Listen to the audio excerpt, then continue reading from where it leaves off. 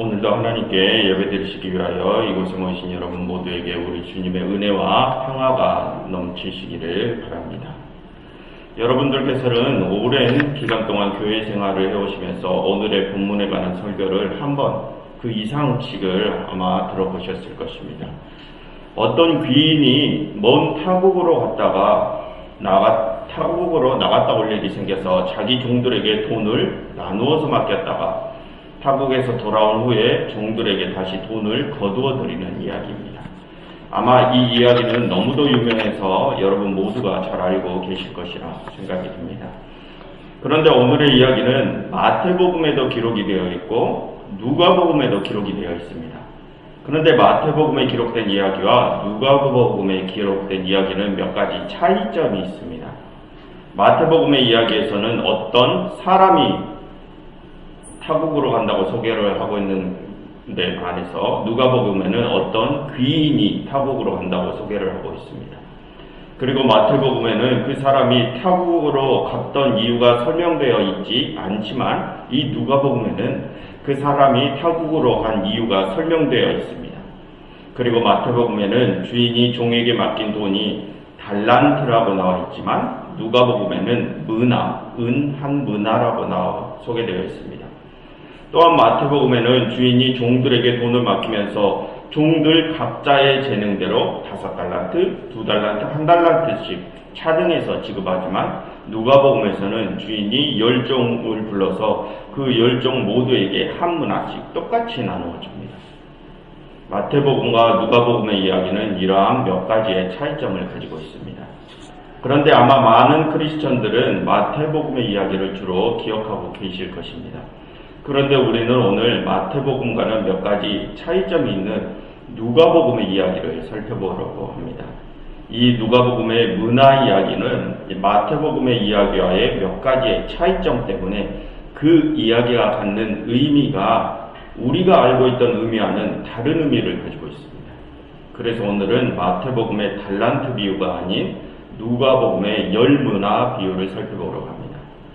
열문화 비유를 살펴보면서 이 비유가 갖는 의미가 뭔지, 우리가 그동안 이 비유에 관해서 어떤 오해를 하고 있었는지 한번 생각해 보려고 합니다. 그래서 오늘도 여느 때처럼 성경을 함께 살펴보시면서 잘 따라와 주시기를 바랍니다. 오늘의 이야기의 서두입니다. 11절입니다. 그들이 이 말씀을 듣고 있을 때에 비유를 더하여 말씀하시니 이는 자기가 예루살렘에 가까이 오셨고 그들은 하나님의 나라가 당장에 나타날 줄로 생각합니다. 여러분, 지금 여기에는 예수님께서 제자들에게 열문화 비유를 말씀하시려고 하는 이유가 나와 있습니다. 그것은 제자들이 지금 당장 하나님의 나라가 나타날 줄로 오해를 하고 있기 때문입니다. 그렇다면 여러분, 예수님께서는 지금 당장 하나님의 나라가 나타날 줄로 오해하고 있는 제자들에게 왜 이 열문화의 비유를 말씀해 주시는 것일까요? 오늘은 그 이유를 한번 찾아보려고 합니다. 오늘 비유를 함께 살펴보시면서 한번 그 답을 함께 찾아보도록 하시죠. 여러분, 누가는 지금 이 11절에서 이 이야기의 배경을 또 설명을 해주고 있습니다.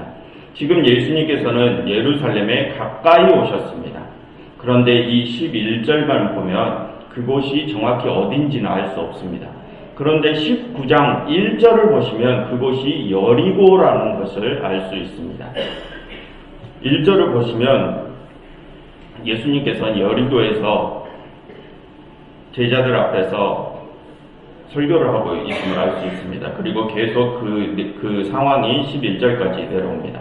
여러분, 여리고 성이라는 곳은 예루살렘 바로 앞쪽 접경 지역에 있는 성입니다.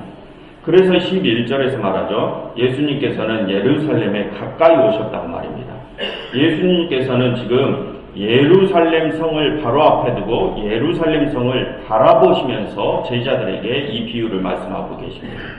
그리고 여러분, 이번엔 28절을 한번 보시기 바랍니다. 예수님께서 이 말씀을 하시고 예루살렘을 향하여 앞서 가시더라. 예수님께서는 이제 예루살렘을 향하여 나서기 시작하십니다. 여러분 이것을 설교 끝까지 기억해 두시기를 바랍니다. 예수님께서는 지금 예루살렘 성 바로 앞에서 이 이야기를 하고 계시다는 것을 꼭 기억해 두시기를 바랍니다. 여러분 지난번에 여러 번 말씀드렸지만 이 예루살렘이라는 곳은 어떤 지역이라고 하였습니까? 돈이 있고 힘 있는 자들이 모여 있는 곳, 힘과 권력이 지배하는 도시가 바로 이 예루살렘이라고 하였습니다. 지금 예수님께서는 그 힘의 도시 예루살렘 성 바로 앞에서 오늘의 비유를 말씀하고 계십니다. 이것을 꼭 기억해 두시기 바랍니다. 다음 12절입니다. 어떤 귀인이 왕위를 받아가지고 오려고 먼 나라로 갈 때에, 여러분 아까 서두에서 마태복음과 이 누가복음의 이야기에서는 차이점이 있다고 했습니다. 그 차이점 중에 하나가 종들에게 돈을 맡기는 주인이 왜 타국으로 가는지 그 이유가 나와 있는 것이라고 했습니다. 그 이유가 지금 이 12절에서 말하고 있는 것입니다. 여러분 종들에게 돈을 맡긴 주인은 지금 왜 무슨 연유 때문에 타국으로 가게 됩니까? 그가 왕위를 받아가지고 오려고 타국으로 가게 됩니다.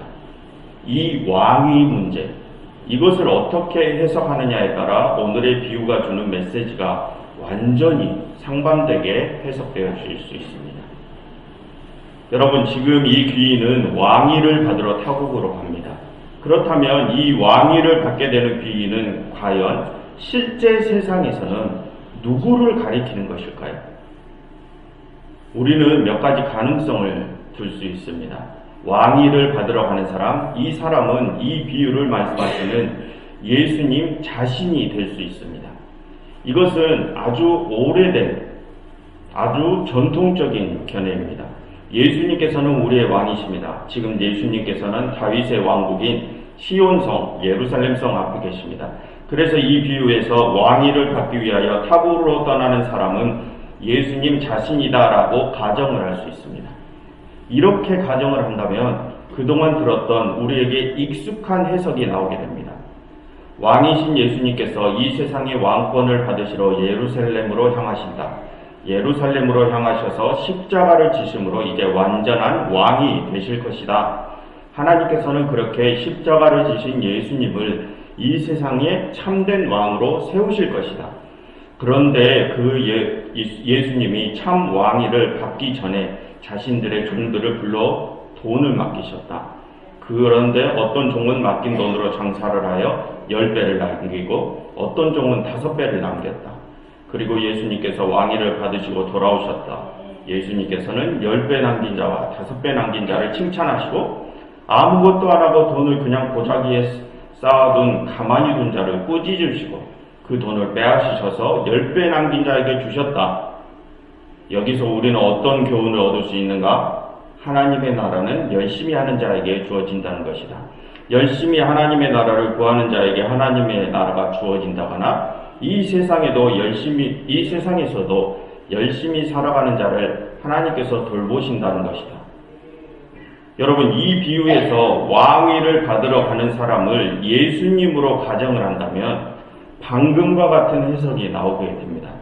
우리가 지금까지 흔히 들었던 해석입니다. 그런데 여러분 만약 방금과 같은 해석을 한다면 우리에게는 뭔가 석연치 않은 몇 가지 문제들이 남게 됩니다. 여러분 14절을 한번 보시기 바랍니다. 14절에는 이렇게 기록되어 있습니다. 그런데 그 백성이 그들을 미워하여 사자를 뒤로 보내어 이르되 우리는 이 사람이 우리의 왕됨을 원하지 아니하나이다 하였더라 라는 말이 나옵니다. 이 구절은 방금 들었던 해석의 전체 흐름과는 뭔가 잘 어울리지 않은 느낌입니다. 여러분 이 14절을 보자면 지금 백성들이 이 왕위를 받으러 가는 사람을 좋아하고 있습니까? 싫어하고 있습니까? 백성들은 이 왕위를 받으러 가는 사람을 싫어하고 있습니다. 그렇다면 여러분 이것을 방금 들었던 해석에 어떻게 우리가 접목을 할 수 있을까요? 방금의 해석은 왕위를 받으러 가는 사람을 예수님으로 가정한 해석이었습니다. 그렇다면 이 14절의 말은 지금 백성들이 예수님을 싫어하고 있다는 뜻이 됩니다. 지금 백성들이 예수님을 자신들의 왕으로 원하고 있지 않다는 말입니다. 여러분 이 해석이 뭔가 어색하지 않습니까?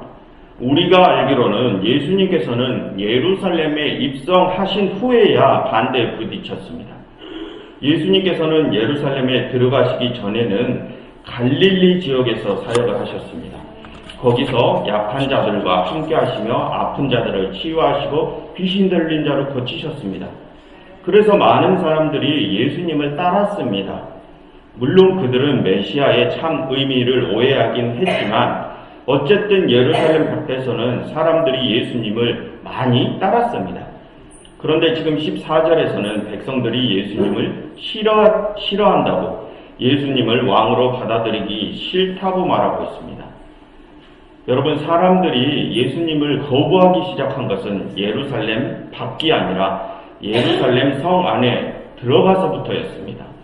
그리고 일반 백성들이 예수님을 거부한 것이 아니라 유대인들의 지도자들, 권력자들이 예수님을 거부했습니다. 그런데 지금 이 14절에는 현실과는 전혀 다른 이야기가 전개되고 있습니다. 실제 현실에서 예수님께서 예루살렘 입성 전에는 백성들이 예수님을 거부하지 않았습니다. 오히려 예수님을 따랐습니다. 그런데 여기서는 예수님께서 예루살렘 입성 전인데도 백성들이 예수님을 거부하고 있다고 합니다. 여러분, 24절의 이야기가 뭔가 이상하지 않습니까? 그렇다면 이 문제에 관해서 또 이렇게 가정을 할 수 있습니다. 백성들이 예수님을 왕으로 받아들이기 싫어한다는 말은 이제 곧 예수님께서 예루살렘에서 당하셔야 할 고난을 미리 예고하신 것이다 라고 생각을 할 수 있습니다. 예수님께서 이 이야기를 예루살렘으로 들어가기 전에 그곳에 들어가셔서 받으셔야 할 고난을 미리 예고하시면서 하는 이야기다 라고 생각을 할 수 있습니다. 그런데 여러분, 27절을 보시겠습니까? 27절에는 이렇게 기록되어 있습니다. 귀인이 왕위를 받아서 돌아온 후의 행동입니다. 그리고 내가 왕됨을 원하지 아니하던 저 원수들을 이리로 끌어다가 내 앞에서 죽이라 하였느니라 라고 기록되어 있습니다. 여러분, 그러하면 이 부분은 우리가 어떻게 받아들여야 하겠습니까? 만약 왕위를 받으러 가는 사람을 예수님이라고 가정을 한다면 이 27절은 우리가 어떻게 받아들일 수 있습니까? 왕위를 받아온 사람을 예수님이라 가정을 하고 27절을 해석을 해보겠습니다. 그러면 이렇게 됩니다. 예수님이 말씀하십니다. 내가 왕 되기를 원하지 않았던 자들, 그 원수 같은 자들을 잡아와서 내 앞에서 죽여라. 여러분, 예수님께서 이렇게 말씀하시는 것을 우리가 받아들일 수 있습니까? 여러분, 예수님이 어떤 분이십니까? 예수님께서는 오른뺨을 맞으시면 왼뺨까지 내어주시는 분이십니다. 예수님께서는 자신의 십자가에 못 박은 군사들을 위해서 하나님께 저들의 죄를 사하여 주시옵소서, 저들은 자신들이 하는 일을 모르니이다 라고 기도해 주시는 분이십니다. 예수님께서는 다른 이들의 모든 죄를 사하시기 위하여 자신이 그 죄값을 대신 받으시고 자신의 목숨을 내어놓으신 분이십니다. 그런데 그런 예수님께서 사람들이 자신을 왕으로 받아들이지 않는다고 해서 그 사람을 잡아다가 자신 앞에서 죽이라 라고 말씀을 하실까요? 여러분, 너무도 이해하기 힘든 부분이 생기지 않습니까? 이 이야기에 소개된 귀인을 예수님이라 가정을 한다면 해석할 수 없는 너무도 이상한 부분이 남아있게 됩니다. 우리는 이 상황을 어떻게도 받아들이기가 힘이 듭니다. 그렇다면 여러분, 우리는 처음부터 뭔가를 수정해야 됩니다. 이 비유가 자연스럽게 흘러가게 하려면 우리는 처음부터 그 가정을 다시 잡아야 합니다. 그래서 오늘은 이 비유에 관하여 지금껏 우리가 알던 내용에서 벗어나 이 비유를 한 번도 몰랐던 것처럼 접근을 해보려고 합니다.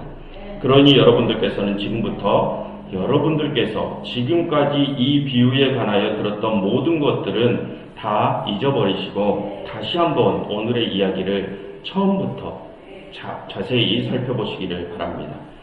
이제 이야기를 새로이 다시 시작하겠습니다. 어떤 귀인이 왕위를 받아가지고 오려고 먼 나라로 가게 되었습니다.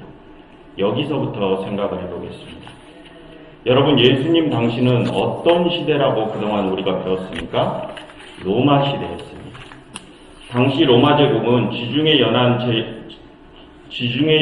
제패한 엄청난 제국이었습니다. 그래서 로마는 남유럽, 북아프리카, 서아시아까지 이르는 엄청나게 넓은 지역을 영토로 확보했습니다. 그런데 그렇게 넓은 지역을 한 왕이 다 통치하기에는 너무 힘이 들었습니다. 그래서 로마는 각 지역마다 그 지역 출신의 분봉왕을 세워서 그 지역을 다스리게 했습니다. 물론 그 분봉왕들은 각 지역의 출신들이긴 했지만 로마의 졸개들이었습니다. 그래서 로마는 여러 지역에 자신들의 졸개 분봉왕을 세워서 그 큰 로마를 관리했습니다. 그리고 어떤 지역에 새로운 분봉왕이 서게 되면 로마에 가서 왕위식을 올리고 왕위를 받아서 돌아와야만 했습니다. 지금 이 비유의 서두 부분은 그 이야기를 하고 있는 것입니다. 로마 시대에 살던 어떤 사람이 어떤 지역에 분봉왕에 올랐습니다. 그래서 그 신생 분봉왕은 왕위를 받으러 멀리 본국 로마로 떠나려고 하는 상황입니다. 그때 분봉왕은 10종을 부릅니다. 그리고 10종에게 각각 한 문화씩을 나누어 줍니다. 그리고 자신이 분봉왕 왕위를 받아서 돌아올 때까지 그 한 문화를 가지고 장사를 하고 있으라고 합니다. 그렇게 새로운 분봉왕이 될 귀인은 로마로 떠납니다. 그런데 백성들이 아우성을 칩니다. 새롭게 임명된 분봉왕이 왕위에 오른 것을 백성들이 원하지 않습니다. 그러나 백성들의 그런 원성에도 불구하고 그 분봉왕은 왕위를 받아서 돌아옵니다. 돌아온 분봉왕은 이내 종들을 불러들입니다. 그리고 종들에게 한 문화씩을 가지고 어떻게 장사를 하였는지, 어떤 결과를 내었는지 보고를 하라고 합니다. 첫째 종이 나와서 보고를 합니다. 주인이 제가 한 문화를 가지고 10문화를 남겼습니다. 라고요. 그러니 주인이 한 문화를 가지고 10문화를 남긴 종에게 답을 합니다. 착한 종이여, 너가 지극히 작은 것에 충성하였으니 10고을 권세를 차지하라 라고 말입니다. 그리고 둘째 종이 나와서 보고를 합니다. 주인님, 제가 한 문화를 가지고 5문화를 남겼습니다 라고요. 그러니 주인이 똑같은 답을 합니다. 착한 종아, 너도 5고을을 차지하게 될 것이다 라고요. 그리고 셋째 종이 분봉왕 앞에서 나와서 보고를 합니다. 주인님 보십시오. 주인님께서 제게 맡기신 한 문화를 보자기에 싸서 두었다가 그대로 가지고 왔나이다. 이것은 주인님이 엄격한 사람인 것을 내가 무서워했기 때문이었습니다. 라고요. 그런데 여러분, 셋째 종은 그 보고에서 그치는 것이 아니라 한마디를 더 붙입니다. 주인님, 저는 한 문화 그대로를 남겼습니다. 이는 주인님이 엄격한 사람인 것을 내가 무서워했기 때문입니다. 주인님은 두지 않는 것을 취하시고 심지 않는 것을 거두시는 분이십니다. 라고요. 여러분, 셋째 종은 주인에 대하여 어떤 이상한 평가를 합니다. 셋째 종이 보기에 자신의 주인은 자신이 심지도 않는 것을 거두는 사람이고 자기의 것이 아닌 것을 쟁취하는 사람으로 보였나 봅니다. 그래서 종은 그런 주인이 무서웠나 봅니다. 그래서 종은 주인에게 자신이 느끼고 있는 감정을 사실대로 고해했습니다. 그러니 주인은 그 종에게 어떻게 답을 합니까? 이 악한 종아, 내가 너의 말로 너를 심판한다. 너는 내가 두지 않는 것을 취하고 심지 않는 것을 거두는 엄격한 사람인 줄로 알았느냐? 너가 나를 그렇게 생각했다면 어째서 그 돈을 은행에 맡기지 않았느냐? 그 돈을 은행에라도 맡겼더라면 내가 와서 그 이자라도 칠쓸 것 아니냐? 라고 대답을 합니다. 이 주인의 말을 조금 쉽게 풀이하자면 이것입니다. 이 종놈아, 너가 나를 두지 않은 것을 취하고 심지도 않는 것을 거두어 들이는 아주 그렇게 야물딱진 사람으로 보느냐? 내가 그렇게 파렴치 아니냐? 그래, 그렇다 치자. 그럼 너는 왜 그 돈을 은행에라도 넣어놓지 않았느냐? 은행에라도 넣어놨으면 내가 그 이자라도 건졌지 않겠느냐? 이 미련한 종놈아, 이렇게 말하는 것입니다. 왕위를 받아서 돌아온 분봉왕은 이내 화가 나서 셋째 종이 들고 있던 한 문화를 뺏어서 10문화를 본 첫째 종에게 줘버립니다. 그리고 왕은 말합니다. 내가 너희 종들에게 말하는데 무릇 있는 자는 더 받을 것이고 없는 자는 그것도 빼앗길 것이라 라고요. 그리고 그 분봉왕은 마지막 할 일을 합니다. 이봐, 이전에 내가 왕위를 받으러 가기 전에 내가 왕위에 오르는 것을 반대했던 그 원수들을 잡아가라. 그리고 그들을 내 앞에서 끌고 와서 내 앞에서 다 죽여라. 여기까지가 이 10문화 비유를 당시의 시대상에 비추어서 다시 바라본 시각입니다. 여러분, 오늘 우리가 다시 살펴본 이야기가 뭔가 이상하지 않습니까? 우리가 그동안 알고 있던 해석과는 뭔가 느낌이 많이 다릅니다. 여러분들은 이 이야기를 들으시면서 이 분봉왕이 어떤 사람인 것처럼 느껴지십니까? 좋은 사람 같습니까? 나쁜 사람 같습니까? 일단 여기에 나온 새로운 왕은 예수님과는 거리가 먼 것처럼 느껴지지 않습니까? 만약 이 비유의 귀인을 예수님으로 가정을 한다면 이상한 점은 한두 가지가 아닙니다. 왕은 왕권을 받으러 멀리 떠나면서 종들을 불러서 한 문화씩을 맡깁니다. 맡기면서 그 돈을 잘 간수해라가 아니라 그 돈을 가지고 장사를 해라 합니다. 이 왕은 어지간히도 돈을 좋아하는 사람인가 봅니다. 돈을 잘 간수하라는 것이 아니라 자기가 잘 비운 사이에도 돈을 불려라라고 하는 것을 보면 말입니다. 우리가 이 왕을 예수님이라 가정하기에는 정말 어색한 상황입니다. 이러한 이상한 점은 그뿐만이 아닙니다. 아까도 언급했지만 사람들은 이 왕이 새로운 분봉왕이 되는 것을 싫어했습니다. 원래 현실에서는 예수님께서 예루살렘 입성하시기 전에는 많은 사람들이 예수님을 따랐는데 말입니다. 이 비유의 귀인을 예수님이라 보는 것은 너무나 어색해 보입니다. 거기에 더해 이 비유에서 이상한 점은 더 있습니다. 새로운 왕위를 받아서 돌아오자 종들은 그동안 자신들이 장사한 성과를 결산보고를 합니다. 그런데 그 결산보고가 이상하지 않습니까? 첫째 종은 한 문화를 가지고 10문화를 남겼습니다.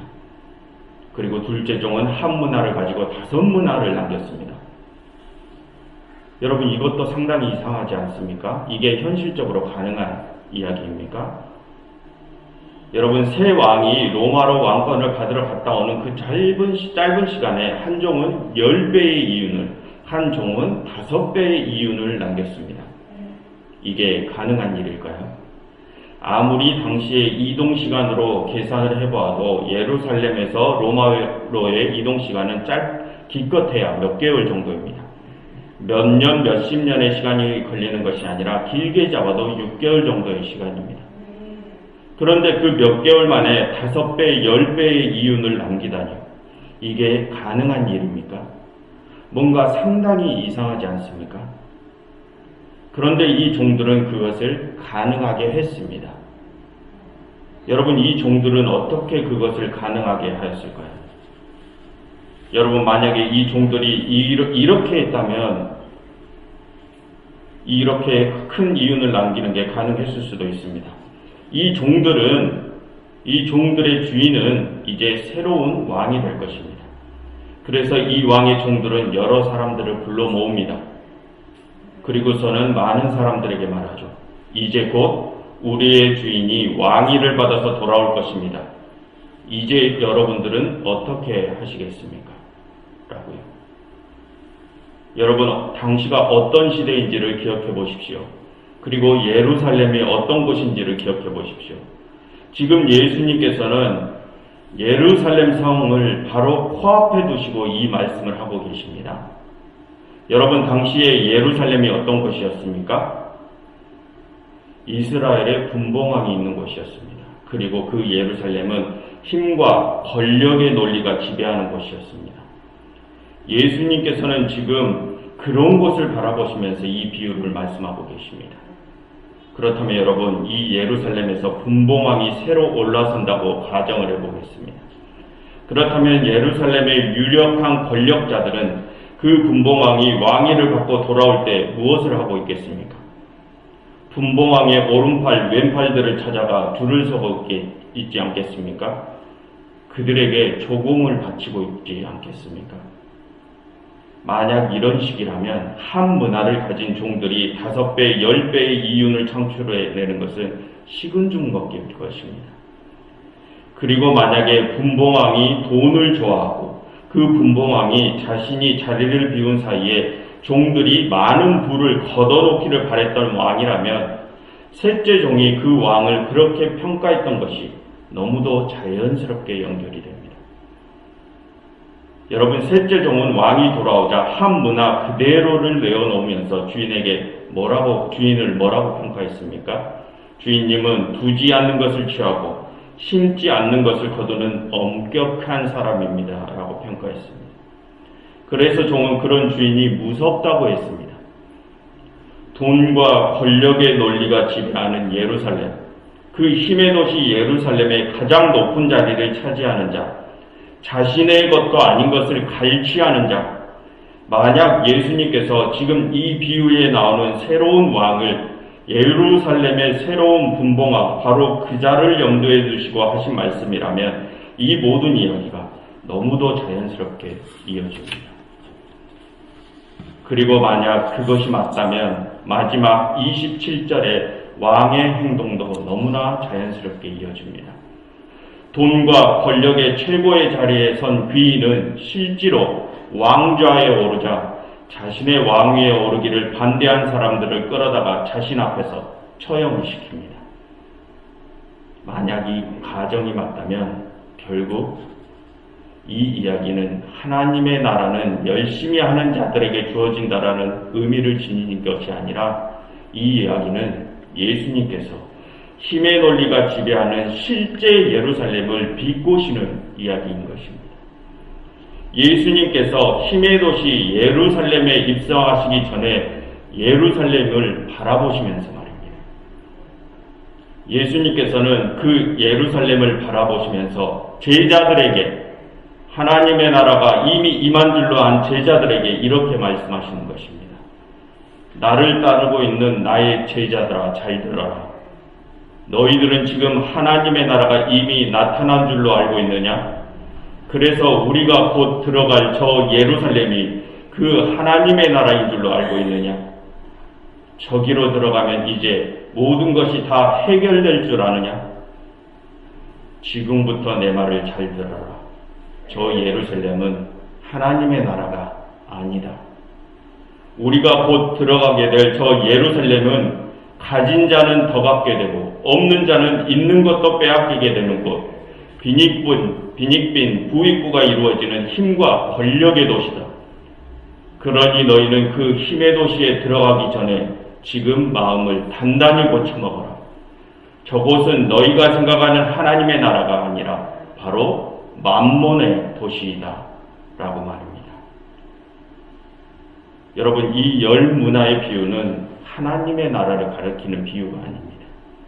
이 열 문화의 비유는 예수님께서 세상의 힘의 논리를 비꼬시면서 말씀하시는 것입니다. 여러분, 그동안 우리는 이 비유를 가지고 큰 오해를 가졌는지도 모릅니다. 번영신앙을 지지하는 많은 목회자님들, 많은 신자님들은 이 비유를 가지고 하나님의 나라와 돈과 힘의 논리를 너무도 자연스럽게 섞어 놓았습니다. 이 비유를 가지고 수단과 방법을 가리지 않고 돈을 모으는 것을 합리화하며 자기 위안을 삼았습니다. 그러면서 검은 돈이든 어떻든 그 어떠한 방법이든지 돈과 힘을 모으면 그 돈과 힘으로 그저 교회를 섬기고 남을 돕기만 하면 된다는 식으로 해석을 해왔습니다. 그러면서 현재 검은 모습으로 부와 명예를 일으킨 자들을 지지해왔습니다. 그 검은 방법 또한 하나님께서 허락하신 방법이라면 우리가 뭐라고 할 수 없다고 하면서 말입니다. 그런데 여러분, 하나님께서는 절대로 검은 방법, 힘의 논리를 지지하신 분이 아닙니다. 예수님께서는 이 비유에서 셋째 종을 통하여 자신의 것이 아닌 것을 갈취하는 것을 분명하게 거부하고 계십니다. 그래서 이 비유에서 셋째 종은 다른 종이 행하였던 그런 검은 방법은 사용하지 않고 주인이 맡긴 그 검은 돈을 그냥 내버려 둔 것입니다. 여러분, 하나님께서는 검은 방법은 사용하지 않으십니다. 우리 그리스도인들은 종종 학업을 하거나 일을 할 때 우리의 삶 중에 많은 때에 검은 방법, 어두운 방법과 타협을 해야만 하는 상황에 맞닥뜨리게 됩니다. 그러나 여러분, 하나님께서는 그렇게 검고 어두운 방법을 허락하신 적이 없으십니다. 우리가 저지른 죄, 우리가 저질러 놓은 어두운 상황을 하나님께서 선하게 바꾸시기는 하지만 그렇다고 하여 그것이 하나님께서 작은 죄, 어두운 방법들을 용납하신다는 뜻은 아니십니다. 여러분, 그 어떠한 일을 하시든지 그 어느 순간이든지 아무리 작은 순간에서조차도 하나님 앞에서 선한 방법을 도모하시기를 바랍니다. 우리가 시장에서 물건을 사고 파는 그 작은 일을 할 때조차도, 우리가 도로를 횡단하는 그 작은 행동을 할 때조차도 선한 방법을 도모하시기를 바랍니다.